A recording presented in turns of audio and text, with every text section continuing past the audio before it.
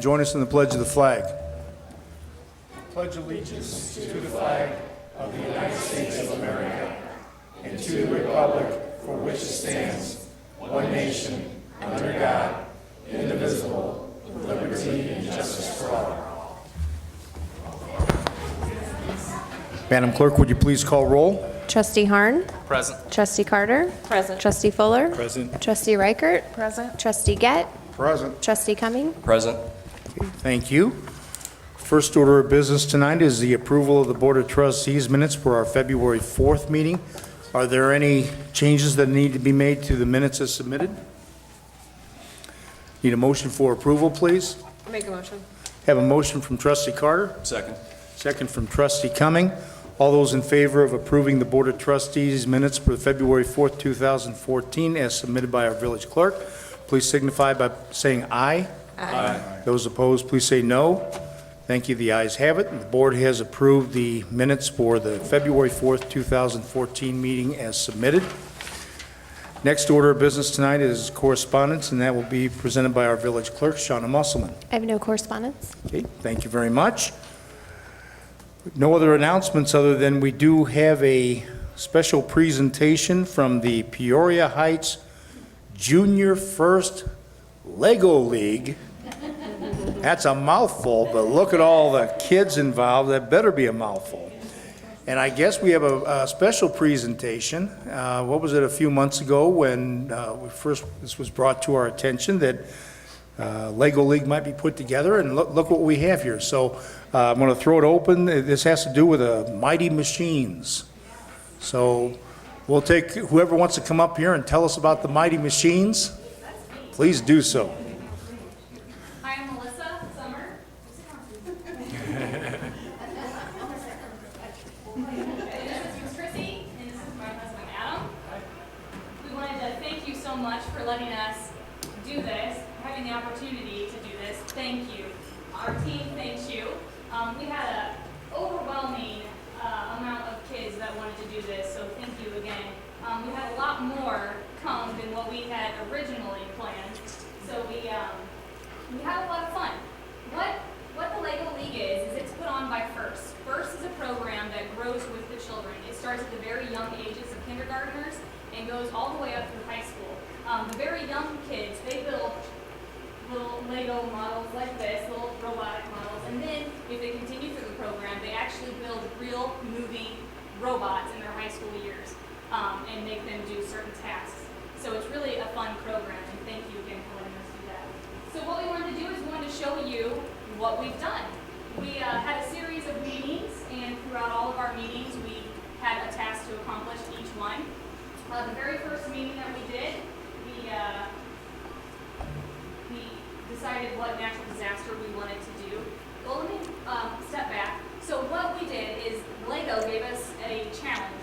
The challenge was to come up with a natural disaster. The program was Disaster Blaster this season. So we had to pick one natural disaster, study all aspects of the natural disaster, research it, interview a survivor, and build our findings using the Lego elements, which our team did. So first of all, Adam's going to talk about what we did at our very first meeting. All right. Houston, Jude, and Cooper are going to come up and help explain what we did at our first meeting. Our first meeting, we had to decide which natural disaster we were going to study. And what we did was we had a few stations set up that were hands-on for the kids to kind of check out different natural disasters so we could decide which one we were actually going to study. Cooper here, he loved the volcano. What was your favorite thing about the volcano? We had a sculpture of a volcano. We dumped baking soda and vinegar in it and different food colorings. And he just kept dumping stuff in until it was just a big mess of brown goo everywhere. We had to pull him away from it to talk about the other stuff. And then Houston here, what was your favorite one?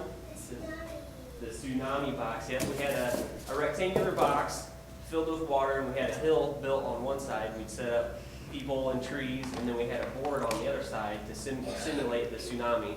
You'd push the water down, the water roll across the box, and then knock it over everything on the other side. So that was Houston's favorite. And then Jude, what was yours? I can't remember.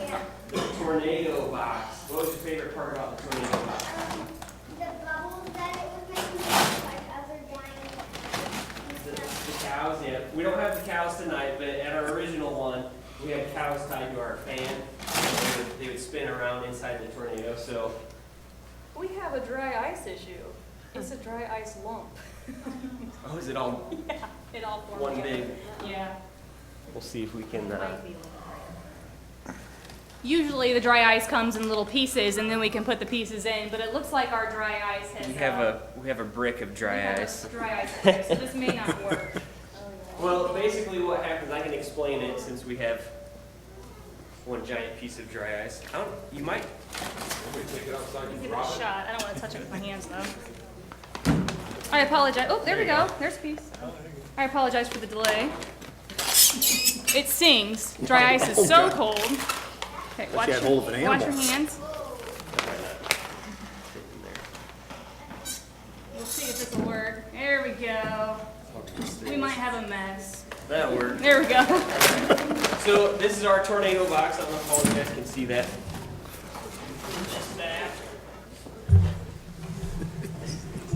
There's several factors that have to come together for a tornado or a vortex to take place, which is one of the things that we studied, and Chuck Collins helped the kids understand how all that worked. And basically the two main things are you have to have a crosswind and an updraft. And with this box, you can actually use a hot plate in the bottom, and the heat rising through the box would generate the tornado or vortex. But the fan works a lot easier. You just plug it in, turn the switch, away it goes. So, I'm going to plug that in. We've got 1-inch slots on each corresponding side of each side, and that creates our crosswind. It lets the air into the box. And then when we turn the fan on, that simulates the updraft, and it should form a tornado.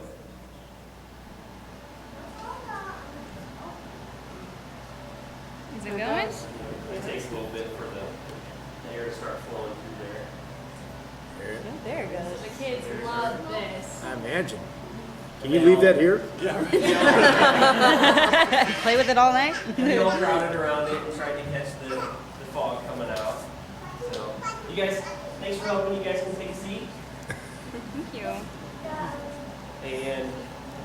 And Chrissy's going to come up and talk about our research trip. Yes. Chrissy, Chloe, and Macy, come on up. Macy and Chloe, come on up.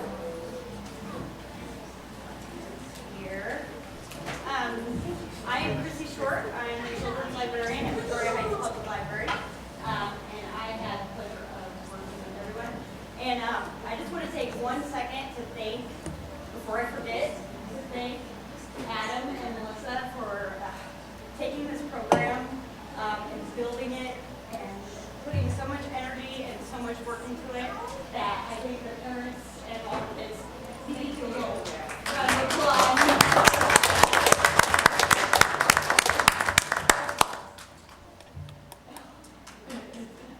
We went on a field trip on September 30th to Chuck Collins, the chief meteorologist, Chuck Collins, and the kids, I think, learned a lot, and so hopefully we'll hear from them. Chloe and Macy, do you want to go first? Okay, so you took a tour of the newsroom, and what did you think of that? Well, we got to stand up at the board. Yes. It was very fun, and I thought Chuck Collins was Very funny man, yes, it was great. All right, and Macy, what about the radar screens that we saw and the cameras? What did he teach you anything about tornadoes and what you should do to be safe? Yes, when you hear that warning, you should go to your basement, right? And seek cover somehow. Right, in a hallway where there's no windows. Remember that Chuck Collins was telling us about that? And then did you think it was funny too, Mason? Be honest, you have a child. We love it. All right, so yes, we covered all that, and he was a very nice man. You guys made pictures taken with him. He's very cool. Thank you. Yeah? All right. Thanks, girls. All right, thanks, guys. All right, next up, what we did is we interviewed the survivors. Back in, I believe it was 2004, yes, Roanoke experienced an Yes, we spoke with Craig from the Parsons Company, who was there during the time when the tornado came through and hit his building. He came and spoke with our group and brought a slideshow of the events that took place there. He had pictures from the tornado forming, from the tornado on the ground, coming towards the Parsons Company, and actually he even had pictures of it hitting the building, destroying it, and then the after pictures. So he came up and he talked to our group, and I need the Larson boys. Come on up. We're going to talk about that. He had a slideshow that we went through, and the boys, I know, had a few things that really stuck out to them during the slideshow. What was one of the things that you thought was really cool? That car smashed into the side of his house. Yes, a car. He was showing us pictures, and one of his pictures was a car that was actually inside Craig's office, right at his desk where he would have been sitting. So that's really neat. What's something else that you thought was really cool?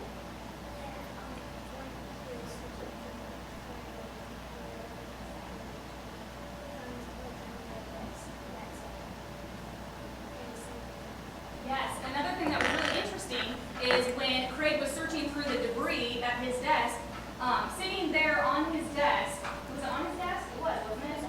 Oh, underneath his desk was a book that said, "In the tornado," right? Is that what it was? Yeah. There was a book that he found that said, "In the tornado." So that was really kind of weird. The tornado hit, and then he happened to see that book there. What did Craig from Parsons Company tell us mostly that we need to do if we ever hear the siren? What did he say? Yes, he stressed to our children to stay safe, and how to do that was to find somewhere to go. The reason why there were no injuries at the Parsons Company is because they had reinforced concrete storm shelters that they went into, which were actually the bathrooms. So all of the employees ran there, they took shelter, and that's why they were able to stay safe. We were looking through the pictures, and the building was completely level. We have a couple pictures here to show you from that tornado, and the only thing that was standing was the bathrooms. So it was really lucky that they had the foresight to build those reinforced storm shelters. And you guys can sit down. Thank you very much for your help. And I want to thank my group here, because when Craig was done speaking with our group, he said that these group of kids, he spoke all over the place telling about his survival story, and he said that this group of kids had the most interesting questions, and they had the most thought-through questions out of any group he spoke with. So that was really something to hear that about our kids. So good job, guys.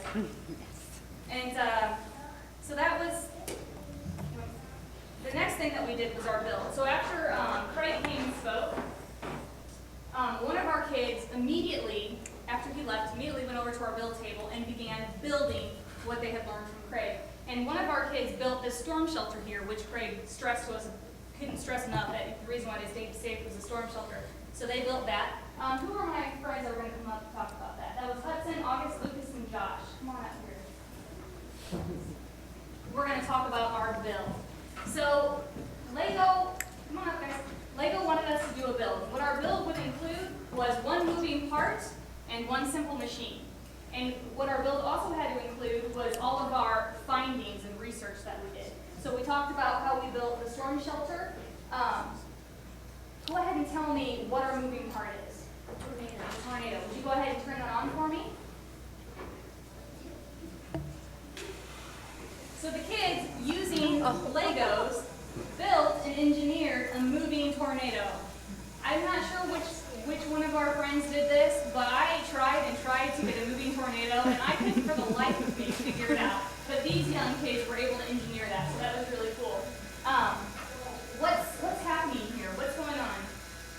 You know?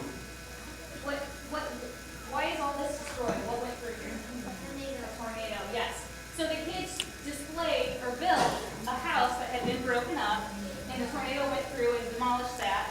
And what's happening? What are they trying to do?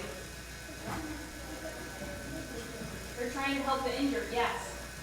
Is there anything you want to say? No? Okay, sorry. So I think the kids did a really good job at putting together what they did there. Good job.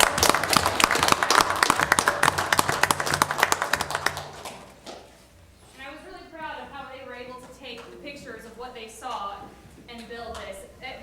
They built this right after the Washington tornado tornado hit, we had a meeting scheduled on Tuesday after it happened, and we had not built any of this. They had the storm shelter built, and that was it. So after the Washington tornado hit, these children already had that visual in their mind, and they came and they built this, and it really does look like there's couches going through the window and overturned cars, and it really does look like a scene of destruction, so they did a really good job with that. All right, Adam's gonna All right. tell us about our last thing here. And one other major aspect of our program was, of course, the robots. This is kind of the building blocks to the next levels of the first Lego League program. I'll go ahead and take this down so everybody can see.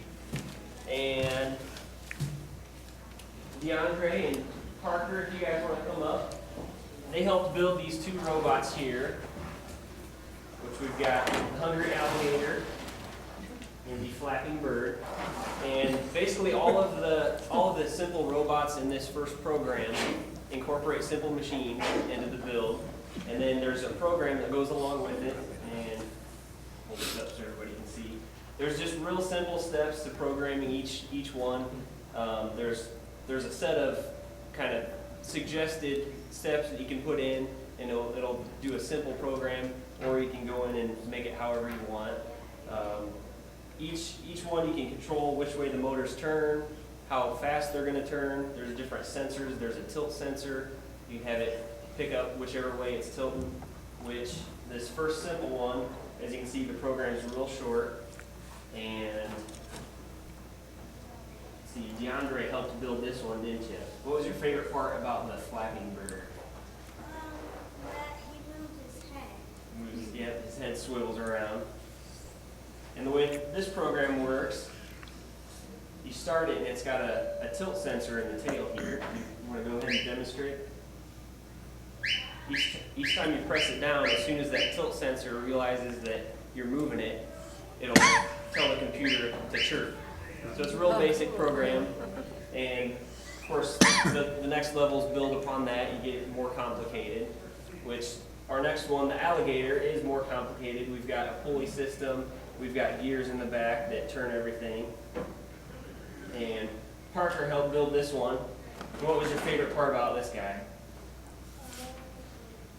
He snaps down when you put something in his mouth. Yep, I gotta start the program first. So go ahead and pull that out there, Parker.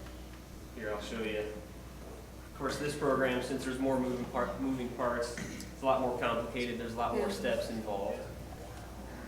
And inside the alligator's mouth, there's a sensor that senses motion.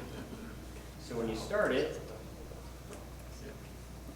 if Parker wants to go ahead and throw something in his mouth, he chomps down on it and eats it.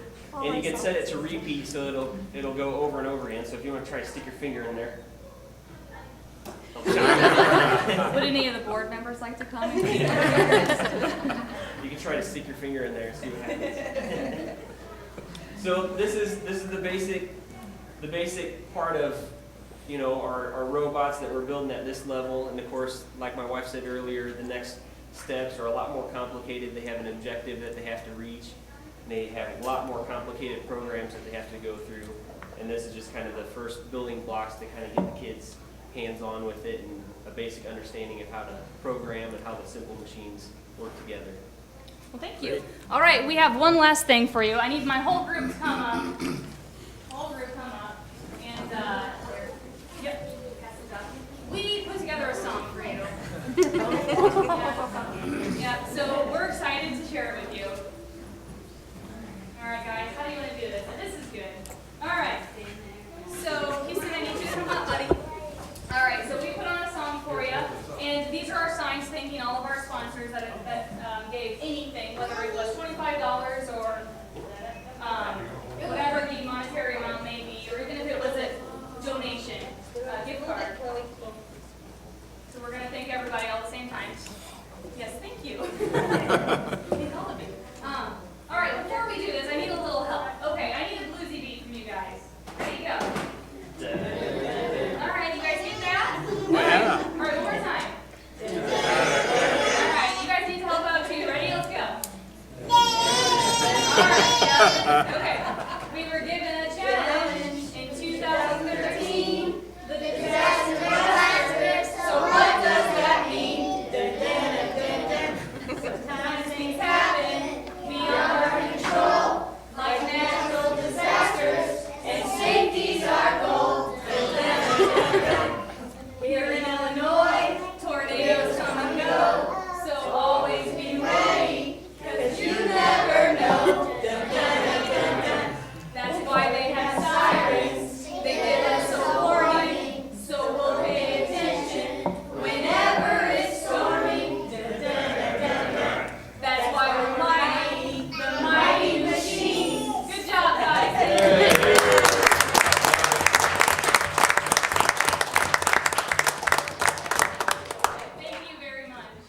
Yeah, thanks for all the hard work you all did, and the kids did a great job. I remember I couldn't even put together a building, so it's amazing how wonderful you did there.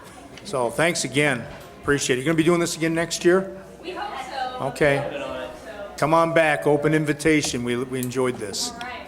Thanks again. Yes, thank you. Is it all right for my group to go ahead and take off then? Oh, sure. Okay. Yeah. All right. Did you want us to clear Okay. all this up now, or No, well, whatever's more convenient for you. I can come back tomorrow? It doesn't matter. Yeah, well, tomorrow will probably be better. Okay. All right. I'll take the computers and Okay, thank you. thank you very much. Thank you. Yeah, right. Can we start that back up again?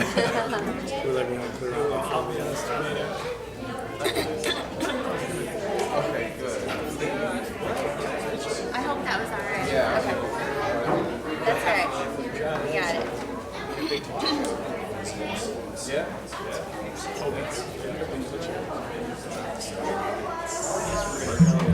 Yeah. That's what I hear. Remember Elton? Organization that would take.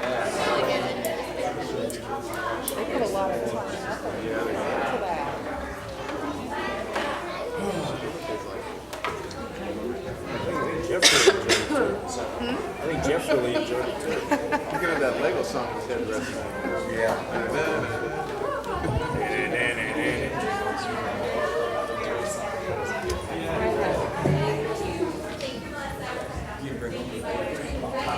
Well, you know,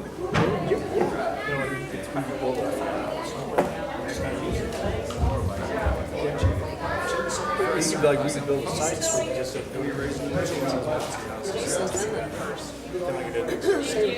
Yeah, thanks again. Out of here.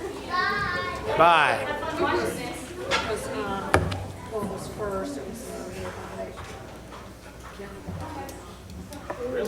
All right, well, we're going to go ahead and proceed with the trustee reports now. Again, we want to thank the Peoria Heights Junior First Lego League.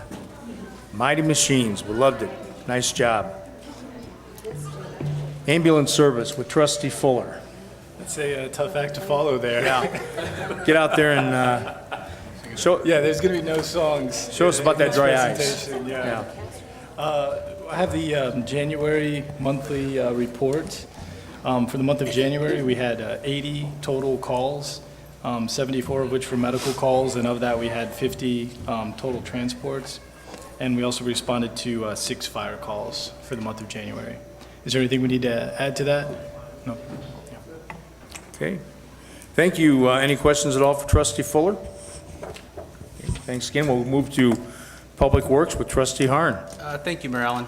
The only thing I'd like to say is I just want to kind of show a little bit of appreciation to our guys. They have worked really hard between the nonstop snow and water main breaks due to the frozen lines. And I mean, it's just been going on and on, day and night, day and night. And I'd also like to welcome Kyle, our new superintendent for Public Works, Kyle Smith. And I just wanted to point that out. You know, the guys have been working really hard. I mean, you look at them and you can see it in their faces that they're tired. You know, the equipment, when you get snows like this, the equipment's having a lot of issues, broken springs and hoses and tires and pumps and you name it. You know, it all wears out. So the next few days we'll be taking to get some things repaired, and in case we still have more winter coming, which it kind of looks like we might. Yeah. So, Shush. but yeah, I just wanted to say that. Okay, thank you. Any questions at all for trustee Harn? I would like to also mention that our guys did a wonderful job and working 24/7. And I think we all should appreciate it, because you look at the other towns, I drive to Pekin every day, excuse me, and their streets aren't as clean as our streets. So any given time, our guys are on it. So I thank them tremendously. I think they did a great job. Okay. I will pass that along. Thank you. Okay, thank you. Any other questions or comments for trustee Harn? Okay, thanks again. We'll move to administration personnel. Trustee Reichert. Thank you, Mayor. I have nothing. Okay, thank you very much. Move to economic development, village improvements with trustee Carter. Thank you. I have nothing to report at this time. Okay, thank you. Move to the Police Department with Trustee Cumming.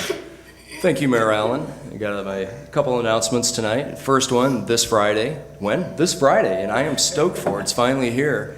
The Peoria Heights Police Benevolent Chili Fundraiser Supper down at the Heights Grade School. It's going to be from 5 to 8 p.m.